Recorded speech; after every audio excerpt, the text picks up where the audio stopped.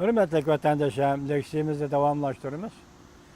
Endiki leksiyanın mavzusu Amerika'nın Birleşken Devletler Teşkilatı daimi turuşluk vekili Çavuşan rehberleri oruçni tama kılıvatıdır. Oruçni tama kılıvatıdır. Dedi mavzula haber 9. ayının 5. günü Amerika Ovazı'nın Xitay Dil programı ilan kılın. Haber mundak başlan. Amerika'nın Birleşken Devletler Teşkilatı'nı daimi turuşluk vekili Nikki Haley. Mundak dedi, Çavuşan rehberi Kim Jong-un oruçni tama kılıvatıdır. O agahlandırıp mundak görsetti. Amerika'nın sabır taqati çeklik. Sabır taqatdır. Çeklik sabır taqatdır. Neki Haley hanım yana Jong'u oturup koygan Amerika bilen Koriya her bir manevri ötközüşni toxtatsa, Çavuşanam yadrosuna qilish faaliyetini toxtatsa degan taklifni Neki Haley hanım rad qildi. Jong'u nima deydi? Amerika bilan Koriya harbiy manevr qilishni to'xtatsa, Çavuşan yadro qurollarini sinaq qilishni to'xtatsa, shuning bilan bu yerda suhbat orqali yoki tez yo'lda hal qilsak deydi. Demakchi shuni maqsad shunday bo'lsa, shu narsani o'tirib qo'yganda Jong'uning vakili naq maydonda Amerika Qo'shma Shtatlarining Bexatarlik komiteti Birleşken Devlet Teşkilatı'da daimi turishlik vakili Nikki Haley rad qildi. Nikki Haley Kim Jong-unni ayblab bunday ko'rsatdi. Raketadan qalaymagan foydalanib yadro tahdidi paydo qildi. Bu shuni oshkor qildiki, o urushni tamo qilyapti. Urushni Amerika aslo umid qilmaydi. Hozir ham biz urushni umid qilmaymiz. Lekin bizning davlatimiz Amerikaning sabr taqati cheklik. Biz ittifoqdoshlarimizni ve dostumuzun teritoriya ve devletimizin teritoriyasını qo'g'daymiz. Ve devletimizin teritoriyasi deganda Guam orolini ko'zda tutish kerak. Nikki Haley xonim mundaq ko'rsatdi. Ba'zilar to'xtatish bilan to'xtatishni qo'lga keltirish tashabbusini o'tirib qo'yganligi bu bir haqoratdir. Ba'zilarning diqqat o'tamiz, to'xtatish bilan to'xtatishni almashtirish tashabbusini o'tirib qo'yganligi bu bir haqoratdir. Nima dedik başta? Amerika Koriya harbiy manevr qilishini to'xtatsa, Çavuşan yadrosini qilishini to'xtatsa degan taklifni Jong'u hukumatining vakili o'tirib qo'ygan edi. Hozir bu yerda Nikki Haley xonim nima deydi? To'xtatish bilan to'xtatish. Amerikadan Koriyaning to'xtatishi va Çavuşanning to'xtatishini almashtirish degan gapning o'ttirig'i chiqishi bu bir haqoratdir. Birlik kuchak davlat yadro quroli va qit'alararo uchadigan raketa bilan seni nishon qilyapsa, mudofaani suslashtirish tadbiri qo'llanolmaysan. Hech kim bunday qilmaydi. Biz albatta shunday qilamiz. Seni nishon qilayotganda biz bu yerda qaysi yo'lni tanlab olishimiz mumkin? Deydi Nikki Haley xonim. Jong'uning Birleşken Devletler Teşkilatı daimi turishlik vakili Liu Chi Çavuşanga bundaq harakatni to'xtatishga chaqiriq qildi. Lekin u Jong'uning maydoni qoida shar'iylab bu krizisni urush bilan hal qilish bu bir loyiha emas. Yoki krizisni urush bilan hal qilish loyihasi yo'q deb ko'rsatdi. Jong'uning vakili BDT'dagi Bexatarlik komitetidagi yana bundaq ko'rsatdi. Jong'u her qanday ahvol ostida Çavuşan yerim orolida urush paydo qiladigan qalaymiqonchilikning yuz berishiga yo'l qo'ymaydi. Shunda selektirib boqaylik. 2001-yil 10 ayning 7 kuni Amerika Qo'shma Shtatlari NATOning qudratli armiyasi bosog'ingizga keldi. Mustamlik Uyg'uristonni bosog'isi keldi. Yo'l qo'ydingizmi? Endi bugun siz bosog'imizni bo'ldigan ish bo'lsa, Jong'u buning hargiz yo'l qo'ymaydi. Agar shunday ish yuz berib qolsa, Jong'ulik apandi yo'l qo'ymaydiganligini kutib turamiz efendim. Enlikli yani bir haber.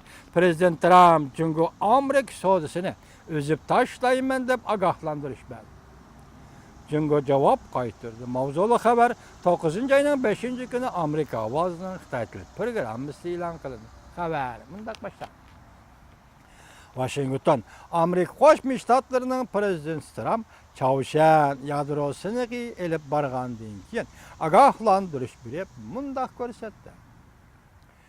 Qaysi davlat bo'lishidan qat'iy nazar, agar o davlat Çavuşan bilan sodalik qiladi ekan, Amerika o davlat bilan bo'lgan sodini uzib tashlaydi. Jungoni tanqidlab mundaq ko'rsatdi. Bundaq qilish Amerika bilan Jungo o'rtasidagi nihoyat keng savdo munosabatlariga kriz ilib keladi. Jungo prezident Trumpning so'zini tanqid qilib mundaq ko'rsatdi. Bundaq qilish Amerika bilan Jungo o'rtasidagi nihoyat keng savdo munosabatlariga kriz ilib keldi. Shu nuqtalarga diqqat qilinglar, hurmatli vatandoshlarim. Jungo tashqi ishlar ministrligining bayonotchisi Geng Shuang mundaq dedi. Bizden qabul qilolmaydiganimiz shuki, bu masalani tinch yo'l bilan hal qilish uchun bir tarafdan tirishchilik ko'rsatib olsak, yana bir tarafdan bizning manfaatimiz embargo qilishga va tahdidga uchrab olsa, bu adolatsizlik bo'ladi. Çavuşan'ın Jungo'nun bayonotchisidan devatgan gibi. Çavuşan haftaning birinchi kuni yer asti yadro siniga elib bordi. Shuningdek keyin prezident Trump javob qaytarishning bir qancha xil usulini o'ylashdi. Buning ichida jumladan Çavuşan bilan savdo aloqasi bor davlatlar bilan Amerikaning savdo munosabatlarini uzib tashlash. Biz bosh leksiyamizda Amerika Qo'shma Shtatlari savdo ministrligining ministri Mohin Efendi'nin muşu sözlü diğerliğini sözlep ettik. Yani bir yerde Prezident Trump özü aytib atdı. Üzüp taşlaş. Bunda qilish yo'li qo'yilgan aman Jungo bilan Amerikadan iborat eng zo'r iqtisod gavdasi o'rtasida bo'layotgan har yillik savdo 600 milliard 500 milyon dollarlik savdoga ta'sir ko'rsatdi. Demak, vatandoshim, savdo ministri Amerika Qo'shma Shtatlarining deganidek savdo munosabatlarini uzib tashlash yo'li qo'yilgan bo'lsa, sen chunki Çavuşan bilan savdo qilding. Shundaqla oxirida prezident Trumpning savdo munosabatlarini uzib tashlash chunki sen Çavuşan bilan savdo qilding.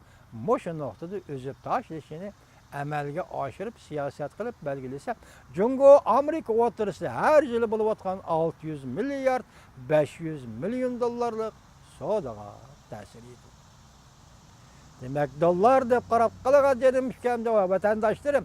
Dollar o tarafta raketa. Dollar o tarafta Çavuşan'ın vodrot bombası. Çünkü mening qarashimcha shundaq bu to'g'ri yozilgan maqola va Jiang Zemin hokimiyati ayni vaqtda Çavuşan'ga yadro qurollar uchun qanday yordam berganligi to'g'ri paketlik maqola var. O tarafta çünkü o'zi qo'llab bugun ish bu holga yetganda sen onu bir taraf qilamsan? Sen onu tizginlayapsan? Bu noktada tinch yo'l bilan bo'landa, qaysi yo'l bilan bo'lsa uni tizginlaymisan? Bu kishi o'tirig'i chiqib, bu yosh bola har kun tanta, har kuni demay, kechiringlar, har oyda degidek raketa, bomba portlatib, dunyoni, Amerikani emas, butun dunyoni parokanda qilib olsa, sen yana kuchim yetdi, kuchim yetmadi u bu desan, dunyo buni qabul qilolmaydi. Oxirida prezident Trump hukumatga hozir rastashi deganidek Çavuşan bilan savdo qiladigan davlatlar o'rtasidagi Amerikaning savdo munosabatlarini uzib tashlaymiz deydiganlar bo'lsa, u vaqtida bu urush, men bilganday bu urushda Amerika savdo urushi deganda demadi, men bilganday vaqtida bu urush sening raketa, atom bombasi qurollarining urushidirmi?